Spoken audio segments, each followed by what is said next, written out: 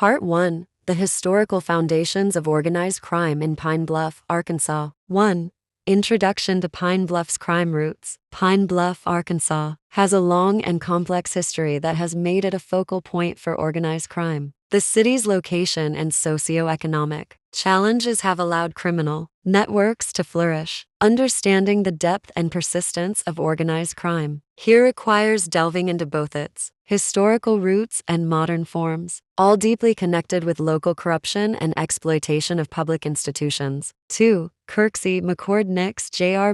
and the Dixie Mafia's influence. The Dixie Mafia's rise in the mid-20th century, with Kirksey McCord Nix Jr.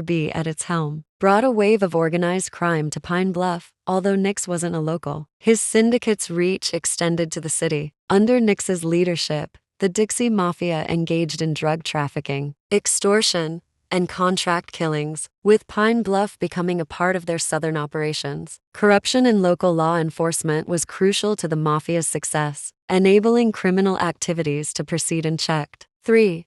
Expansion into real estate and insurance fraud. By the 1980s and 1992, the Dixie Mafia had diversified into more sophisticated financial crimes in Pine Bluff, such as real estate and insurance fraud. These activities, less visible than traditional street crime, proved highly profitable. The Mafia exploited distressed properties, inflating their values after minimal improvements to launder money. Simultaneously, they orchestrated insurance fraud through staged accidents and arson, generating millions in illicit revenue. This phase marked a shift from overt to covert criminal activities, deeply embedding organized crime into Pine Bluff's economic structure. 4.